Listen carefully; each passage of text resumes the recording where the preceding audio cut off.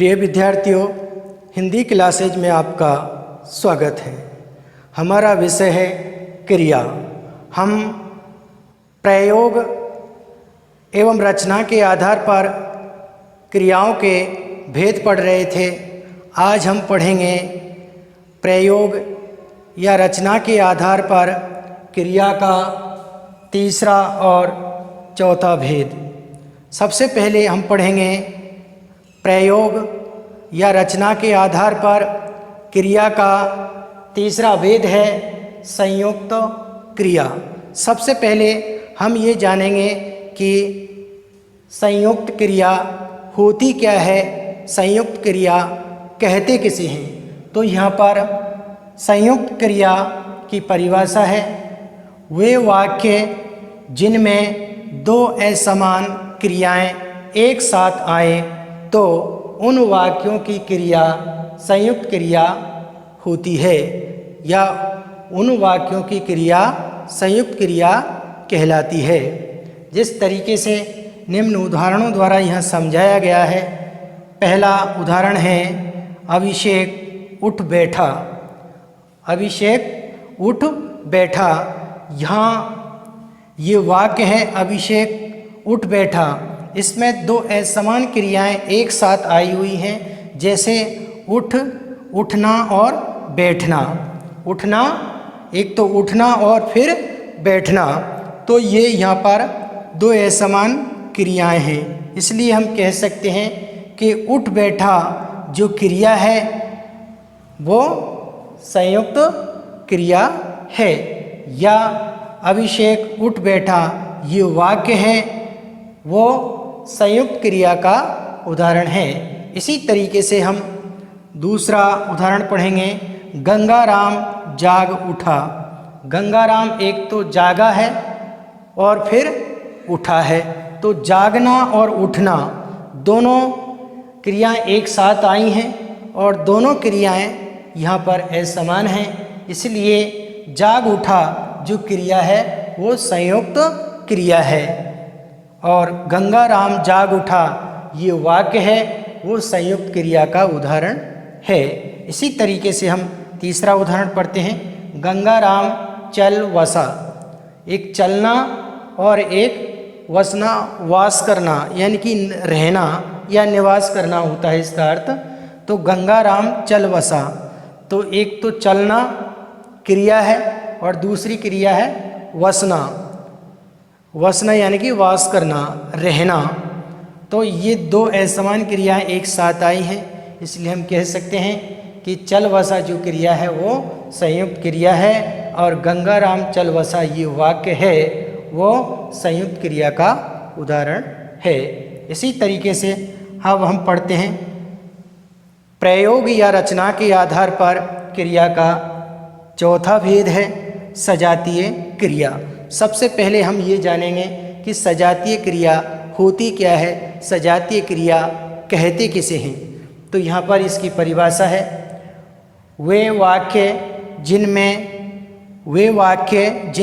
कर्म और क्रिया, वे वाक्य जिनमें कर्म और क्रिया दोनों एक ही धातु से मिलकर बने होते हैं या बनी होती हैं, उन वाक्यों की क्रिया सजातीय क्रिया कहलाती है। यानी कि वे वाक्य जिनमें कर्म और क्रिया दोनों एक ही धातु से मिलकर बने होते हैं या बनी होती हैं, उन्हें सजातीय क्रिया कहते हैं। जैसे यहाँ उदाहरण में समझा रखा है, पहला उदाहरण है वह दौड़ दौड़ा। तो दौड़ यहाँ पर कर्म है और दौड़ा यहाँ पर क्रिया है। दोनों एक ही धातु से मिलकर बने हुए हैं, इसलिए हम कह सकते हैं कि दौड़ दौड़ा जो क्रिया है वह सजातीय क्रिया है, और वह दौड़ दौड़ा ये वाक्य है वो सजातीय क्रिया का उदाहरण है। इसी तरीके से हम दूसरा उदाहरण पढ़ते हैं, राधा नाच नाचती है। राधा नाच नाचती है, तो नाच यहाँ पर क्या है, कर्म है। नाच यहाँ पर कर्म है, नाच यहाँ पर कर्म है, और नाचती ये यहाँ पर क्रिया है। तो कर्म और क्रिया दोनों एक ही धातु से मिलकर बने हैं। इसलिए हम कहते हैं कि राधा नाच नाचती है जो वाक्य है, जिसमें नाचती जो क्रिया है वो सजातीय क्रिया है, और राधा नाच नाचती है ये वाक्य है वो सजातीय क्रिया का उदाहरण है। इसी तरीके से हम पढ़ते हैं तीसरा उदाहरण, उसने क्या खेल खेला। उसने क्या खेल खेला, तो उसने क्या खेल खेला, यहाँ पर ये खेल जो शब्द है ये यहाँ पर कर्म है और खेला यहाँ पर क्या है, क्रिया है। खेल यहाँ पर कर्म है और खेला यहाँ पर क्रिया है। तो कर्म और क्रिया दोनों एक ही धातु से मिलकर बने हुए हैं। इसलिए हम कह सकते हैं कि खेला या खेलना जो क्रिया है वो सजातीय क्रिया है, और उसने क्या खेल खेला ये वाक्य है वो सजातीय क्रिया का उदाहरण है। इस तरीके से प्रयोग या रचना के आधार पर हमने क्रिया का तीसरा चौथा भेद हम विधिवत रूप से या विस्तार पूर्वक पढ़ चुके हैं। आप इन्हें अपनी कॉपी में लिपिबद्ध करें ताकि इनसे संबंधित प्रश्न यदि आपकी परीक्षाओं में पूछे जाते हैं तो बड़ी सरलता और सुगमता के साथ आप उनका उत्तर दे सकते हैं। आइए अब हम पढ़ते हैं क्रिया का प्रयोग या रचना के आधार पर क्रिया का पांचवा और छठा भेद। प्रयोग या रचना के आधार पर अब हम पढ़ेंगे क्रिया का पांचवा और छठा भेद। सबसे पहले पढ़ेंगे हम क्रिया का पांचवा भेद, पूर्वकालिक क्रिया। सबसे पहले हम ये जानेंगे कि पूर्वकालिक क्रिया कहते किसे हैं, पूर्वकालिक क्रिया होती क्या है। तो यहाँ पर पूर्वकालिक क्रिया की परिभाषा है, मुख्य क्रिया के पहले संपन्न होने वाली क्रिया को पूर्वकालिक क्रिया कहते हैं। मुख्य क्रिया के पहले संपन्न होने वाली क्रिया को पूर्वकालिक क्रिया कहते हैं। पूर्वकालिक क्रिया के साथ कर शब्द जुड़ा होता है। पूर्वकालिक क्रिया के साथ कर शब्द जुड़ा होता है। यहाँ पर संपन्न का मतलब है पूर्ण या समाप्त होना। तो वह क्रिया जो मुख्य क्रिया के पहले समाप्त हो जाती है उसे पूर्वकालिक क्रिया कहते हैं। यहाँ निम्न उदाहरणों द्वारा समझाया गया है। अभिषेक नहाकर आया, तो आया तो यहाँ पर क्रिया है मुख्य क्रिया, और ये नहाकर है ये पूर्वकालिक क्रिया है। जब अभिषेक आया तो वो नहाकर आया, यानी कि नहाने की जो क्रिया है वो समाप्त हो चुकी है, वो नहा चुका है, इसके बाद आया है। तो यहाँ पर आया मुख्य क्रिया है और नहाकर यहाँ पर पूर्वकालिक क्रिया है। क्योंकि ये मुख्य क्रिया, आया जो मुख्य क्रिया है उससे पहले ये क्रिया संपन्न या समाप्त हो चुकी है, इसलिए हम कह सकते हैं कि ये पूर्वकालिक क्रिया है। इससे अगर पता नहीं लग पा रहा है तो हम इसमें देखेंगे कि पूर्वकालिक क्रिया के साथ कर शब्द जुड़ा होता है। तो ये यहाँ पर नहाकर ये कर शब्द जुड़ा हुआ है, हम इससे भी इसको पहचान सकते हैं। इसके बाद हम दूसरा उदाहरण पढ़ते हैं छात्र पढ़कर गया। तो ये गया यहाँ पर मुख्य क्रिया है और पढ़कर यहाँ पर पूर्वकालिक क्रिया है, क्योंकि मुख्य क्रिया के पहले ये पढ़ने की जो क्रिया है वो पूरी हो चुकी है, समाप्त हो चुकी है। छात्र ने पहले पढ़ लिया है, इसके बाद गया है। तो ये मुख्य क्रिया तो गया है और पढ़कर यहाँ पर जो क्रिया है वो पूर्वकालिक क्रिया है। इसलिए हम कह सकते हैं कि अभिषेक नहाकर आया और दूसरा है छात्र पढ़कर गया। ये दोनों वाक्य हैं, ये पूर्वकालिक क्रिया के उदाहरण है। इसी तरीके से अब हम पढ़ते हैं प्रयोग या रचना के आधार पर क्रिया का छठा भेद है प्रेरणार्थक क्रिया।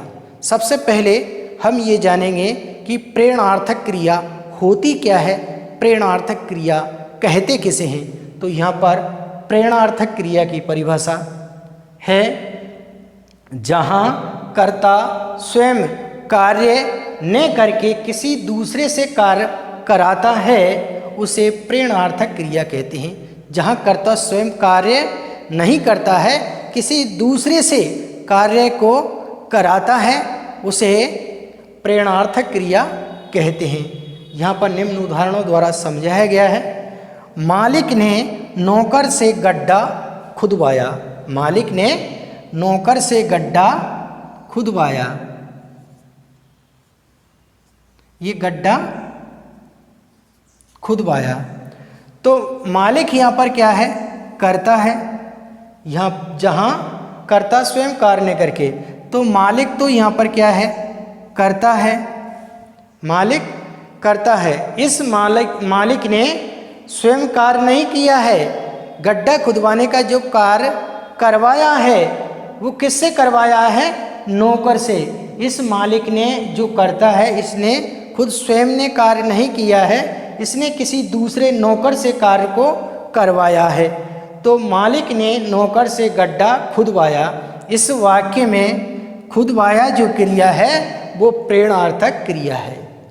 या मालिक ने नौकर से गड्ढा खुदवाया ये वाक्य है वो प्रेरणार्थक क्रिया का उदाहरण है। इसी तरीके से हम पढ़ते हैं दूसरा उदाहरण। माता जी ने सरिता से फर्श धुलवाया। माता जी यहाँ पर कर्ता है। इस माता जी ने स्वयं कार्य नहीं किया है। फर्श धुलने का जो काम है इन माता जी स्वयं ने नहीं किया है, इन्होंने सरिता नाम की जो लड़की है उससे फर्श धुलवाने का कार्य करवाया है। इसलिए हम कह सकते हैं कि माता जी ने सरिता से फर्श धुलवाया। यहाँ पर धुलवाया जो क्रिया है, धुलवाया जो क्रिया है वो प्रेरणार्थक क्रिया है, क्योंकि माता जी ने स्वयं कार्य नहीं किया है, सरिता से फर्श को धुलवाया है। इसलिए धुलवाया जो क्रिया है वो प्रेरणार्थक क्रिया है। या माता जी ने सरिता से फर्श धुलवाया ये वाक्य है वो प्रेरणार्थक क्रिया का उदाहरण है। इस तरीके से हमने आज क्रिया का प्रयोग या रचना के आधार पर क्रिया का तीसरा, चौथा, पांचवा और छठा भेद इनका हमने विधिवत रूप से विस्तार पूर्वक अध्ययन कर लिया है। आप इन्हें अपनी उत्तर पुस्तिका में लिपिबद्ध करें ताकि इनसे संबंधित प्रश्न यदि आपकी परीक्षाओं में पूछे जाते हैं तो बड़ी सरलता और सुगमता के साथ आप उनका उत्तर दे सकते हैं। आज के लिए इतना ही, शेष कल पढ़ेंगे। Thank you.